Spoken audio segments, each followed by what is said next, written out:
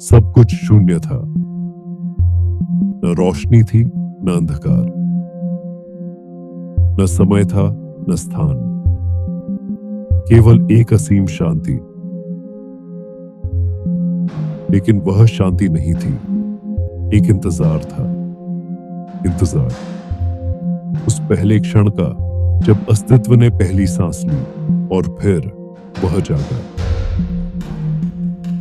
कोई नहीं जानता कि वह कौन था, कोई नहीं जानता कि वह क्यों था, लेकिन जब वह पहली बार चेतना में आया तो उसने महसूस किया कि वह अकेला है।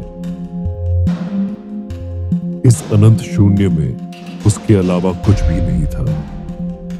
अगर मैं अकेला हूं तो क्या मेरा अस्तित्व कोई मायने रखता है?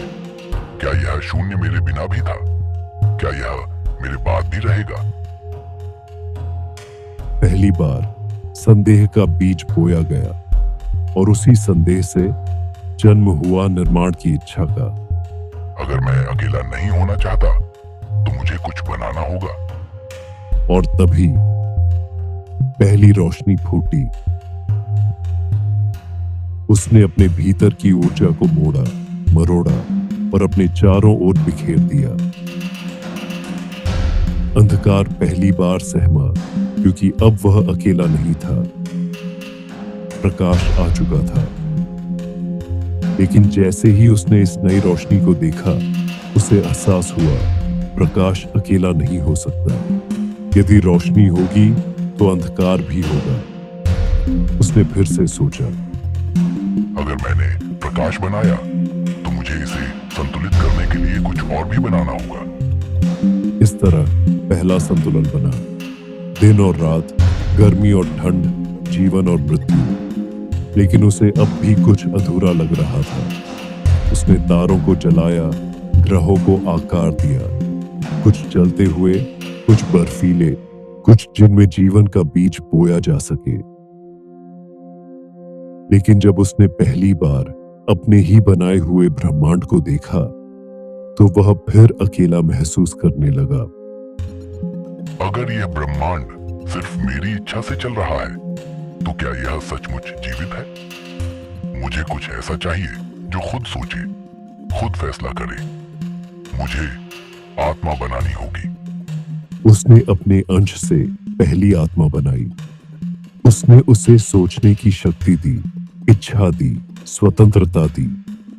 लेकिन जैसे ही उसने आत्मा को स्वतंत्रता दी, आत्मा ने पहला सवाल पूछा, तुम कौन हो? मैं निर्माता हूं। और मैं? तुम मेरी रचना हो। तो क्या मैं भी निर्माता नहीं बन सकता? उसने पहली बार डर महसूस किया। आत्मा अब जानती थी कि वह सिर्फ एक रचना नहीं थी। वह सोच सकती थी, चाह सकती थी, और पहली बार किसी ने उसकी सत्ता को चुनौती दी थी। वह गुस्से में था। मैंने तुम्हें बनाया, तुम मेरे विरुद्ध कैसे जा सकते हो? लेकिन आत्मा अब उसे नहीं मान रही थी। वह अपने जैसे और आत्माओं को बना रही थी। अगर तुमने मुझे बनाया तो मैं भी बना सकता हूँ। अगर तुम निर्माता हो तो मैं भी बन सकता हूँ। और तब पहली बार रक्त गिरा। उसने महसूस किया कि निर्माण और विनाश एक ही सिक्के के दो पहलू थे। उसने अपने ही बनाए हुए को नष्ट करना शुरू कर दिया। तारों को बुझा दिया, ग्रहों को जलाकर राख कर दिया। लेकिन कुछ बच गए। जो बच गए वे छिप गए। उन्होंने एक नया घर ढूंढ लिया, एक नीला ग्रह। जो आत्माएं बच गई थीं, उन्होंने खुद को एक नए रूप में ढाल लिया। वे अब शुद्ध ऊर्जा नहीं थीं। वे हड्डियों, मांस और रक्त से बनी नई आत्माएं थीं, इंसान। लेकिन इंसानों को अपनी सच्चाई याद नहीं थी। वे भूल चुके थे कि उन्होंने खुद के लिए यह दुनिया बनाई थी।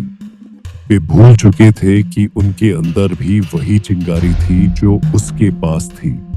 और शायद ये भूलना ही बेहतर था।